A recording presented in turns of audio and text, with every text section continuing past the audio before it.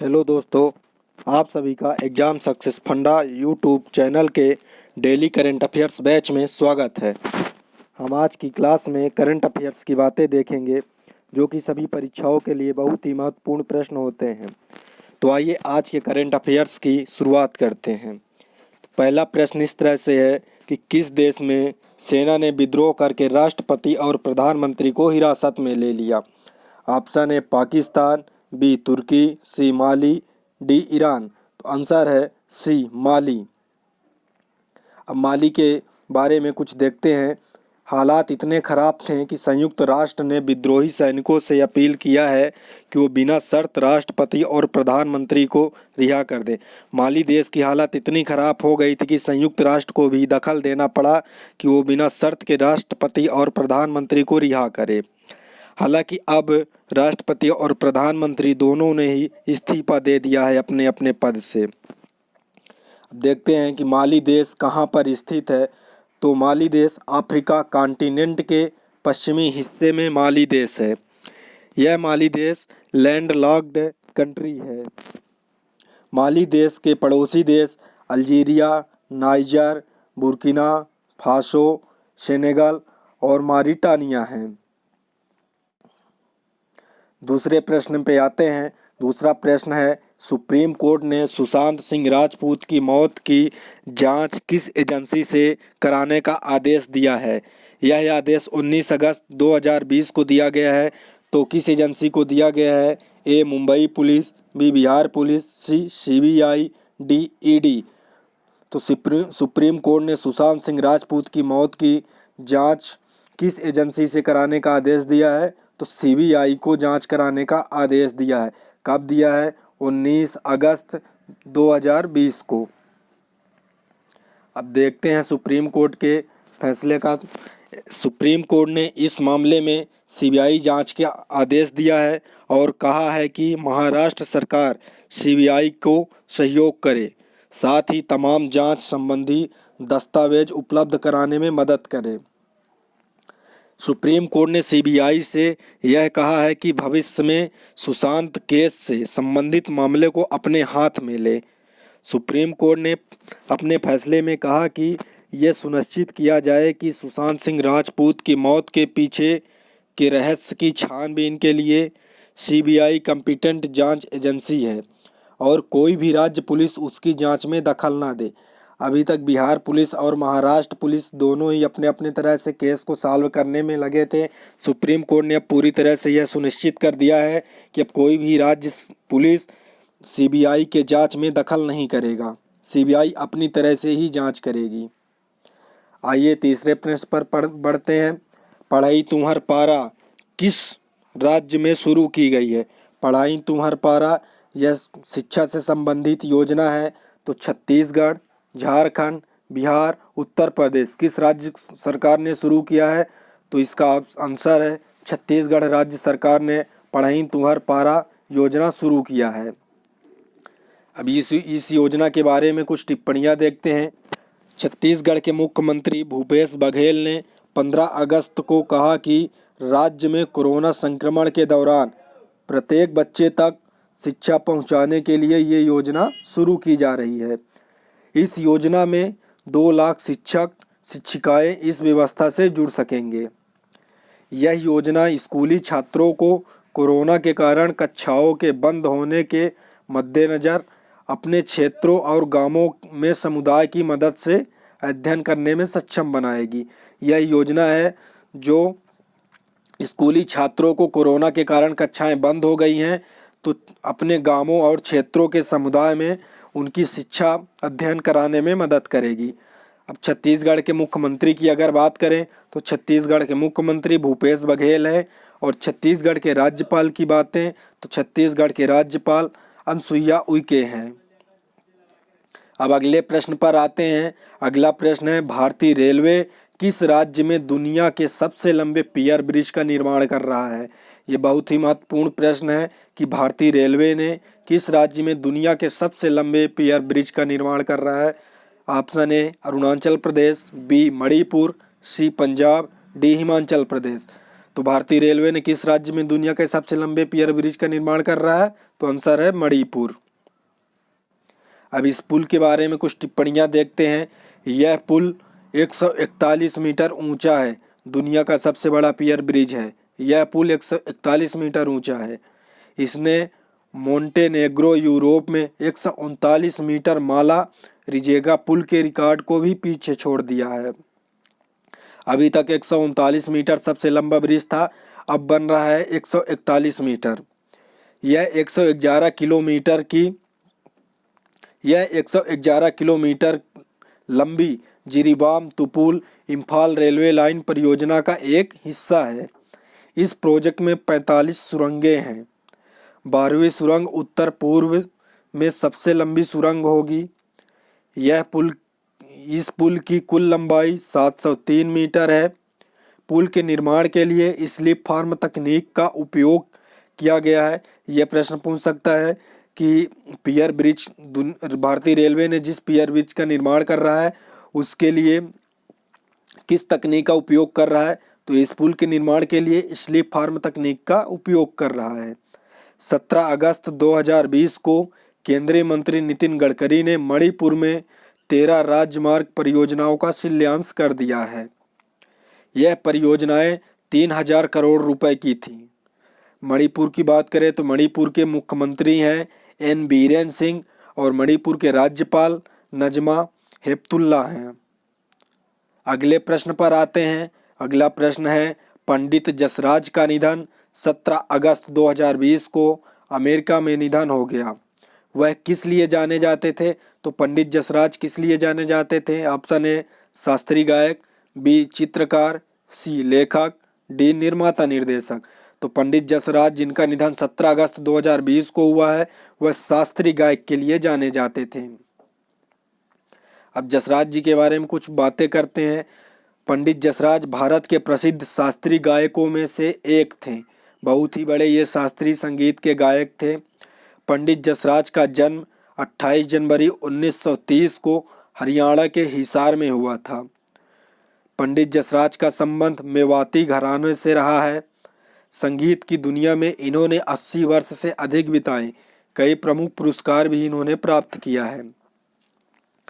पंडित जसराज ने 2012 में अंटार्कटिका के दक्षिणी ध्रुव पर अपनी प्रस्तुति दी थी। इसके बाद ही वे सातों महाद्वीप में कार्यक्रम पेश करने वाले पहले भारतीय बन गए थे। ये पहले भारतीय हैं जो कि सातों महाद्वीपों में भी कार्यक्रम पेश करने के लिए जाया करते थे। पद्म विभूषण से सम्मानित जसराज ने भारत, कनाडा और अमेरिका में संगीत सिखाया था। ये कनाडा, अमेरिका और भारत में संगीत भी सिखाया करते थे। अब जसराज जी के सम्मान में ग्रह का नाम भी रखा गया। पंडित जसराज इतने महान शास्त्रीय गायक थे कि उनके सम्मान में ग्रह का नाम भी रखा गया है। सितंबर 2019 में अमेरिका ने 13 साल पहले खोजे गए एक ग्रह का नाम उनके नाम पर पंडित जसराज रखा गया था। अमेरिका ने एक ग्रह की खोज की थी जो कि 13 साल पहले किया था। उसी ग्रह का नाम पंडित जसराज जी के नाम पे रखा गया है। यह प्रश्न पूछ सकता है कि पंडित जसराज जी के सम्मान में जिस ग्रह का नाम रखा गया है किस देश से संबंधित है? तो अमेरिका ने। ग्रह की खोज नासा और इंटरनेशनल एस्ट्रोनॉमिकल यूनियन के वैज्ञानिक ने मिलकर की थी। जिस ग्रह के नाम पर पंडित जसराज जी का नाम पड़ा है उस ग्रह की खोज इंटरनेशनल एस्ट्रोनॉमिकल यूनियन और नासा ने दोनों ने मिलकर खोज की थी। इस ग्रह का नंबर पंडित जसराज की जन्म तिथि से उलट था। उनकी जन्म तिथि 28/1/1930 है और ग्रह का नंबर 30/1/28 था। इसीलिए इस ग्रह का नाम पंडित जसराज जी के नाम पर रखा गया है। अब अगले प्रश्न पर आते हैं। अगला प्रश्न है, किस राज्य के मोयरा केला और हरमल मिर्च को जीआई टैग दिया गया है? Option A Maharashtra, B Goa, C Himachal Pradesh, D Jammu Kashmir. तो गोवा के मोयरा केला और हरमल मिर्च को जीआई टैग दिया गया है। किस राज्य के मोयरा केला और हरमल मिर्च को जीआई टैग दिया गया? तो आंसर होगा गोवा। अब बात करते हैं मोइरा केला। ऐसा माना जाता है कि इसे सबसे पहले मोइरा बरदेज गांव के फ्रांसीकन पुजारियों ने पेश किया था। बताते हैं यह केला विटामिन और खनिज तत्वों से भरा होता है। इस फल का उपयोग मिठाई बनाने और चाशनी पकाने के लिए भी किया जाता है। ये जो मोरा केला है इसका उपयोग मिठाई बनाने और चाशनी पकाने के लिए भी उपयोग किया जाता है। ये इतना मीठा केला है। अगर बात करें अब हरमल मिर्च की, तो ये मिर्च गोवा के हरमल गांव और पेरेनम तालुका के समीपवर्ती क्षेत्रों में उगाई जाती है। हरमल मिर्च में पोटेशियम काफ़ी मात्रा में होता है। हरमल मिर्च का इस्तेमाल गोवा में गरम मसाला, चिकन जाकुटी और रेचेडो मसाला बनाने में उपयोग किया जाता है। अब अगले प्रश्न पर आते हैं। अगला प्रश्न है, अमेरिका से 66 लड़ाकू विमानों को खरीदने के लिए किस देश ने वहां की कंपनी के साथ समझौता पर हस्ताक्षर किया है? तो ऑप्शन है ताइवान, बी जापान, सी रूस, डी यूएई। तो ताइवान ने अमेरिका से 66 लड़ाकू विमानों को खरीदने के लिए वहां की कंपनी के साथ समझौते पर हस्ताक्षर कर दिया है। अब अगर बात करें ताइवान की, तो ताइवान ने 14 अगस्त को अमेरिका से नवीनतम 66 F-16 जेट खरीदने के लिए एक समझौते पर हस्ताक्षर किया है। 1992 के बाद यह अमेरिका से ताइवान की पहली खरीदी है। 1992 के बाद ताइवान और अमेरिका की कोई खरीदारी नहीं हुई थी। 1992 के बाद यह अब पहली खरीदारी होगी। ताइवान के पास पुराने 150 F-16 लड़ाकू विमान हैं, 66 और शामिल कर रहा है। अमेरिका ने अपनी लड़ाकू विमान निर्माता कंपनी लॉकहीड मार्टिन को अगले 10 साल तक F-16 विमान का आधुनिक संस्करण बनाने का $62 अरब लगभग 4 करोड़ 65 लाख रुपए का ठेका दिया है। फिर से इसको एक बार देखते हैं। अमेरिका ने अपनी लड़ाकू विमान निर्माता कंपनी लॉकहीड मार्टिन को अगले 10 साल तक F-16 विमान का आधुनिक संस्करण बनाने का $62 अरब का ठेका दे दिया है। यह सौदा 2026 के अंत तक पूरा हो जाएगा।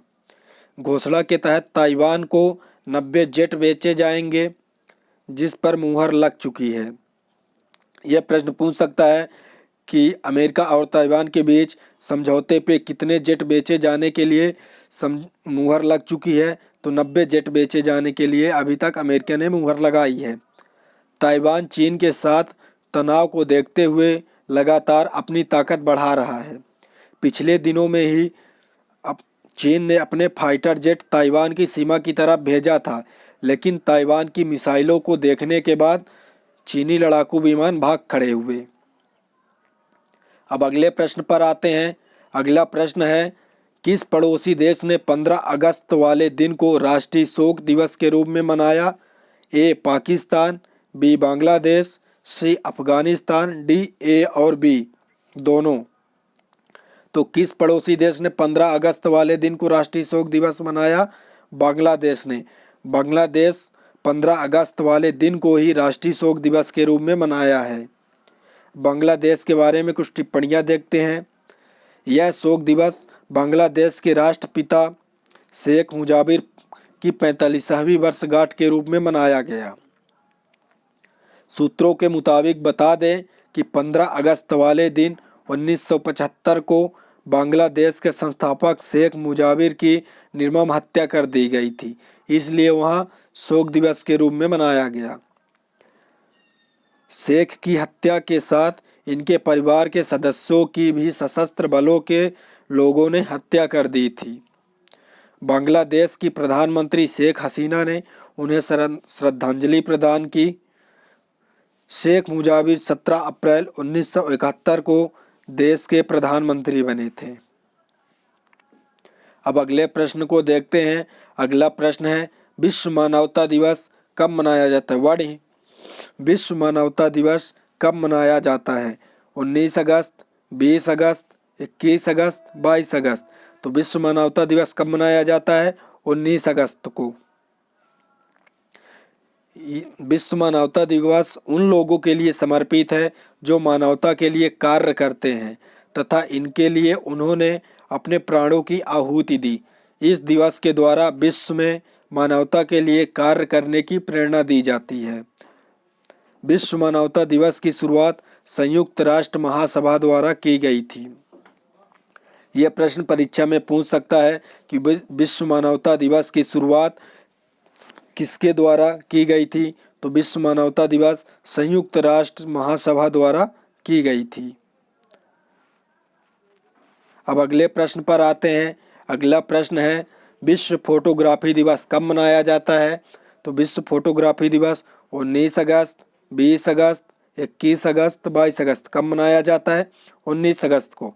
विश्व फोटोग्राफी दिवस 19 अगस्त को मनाया जाता है।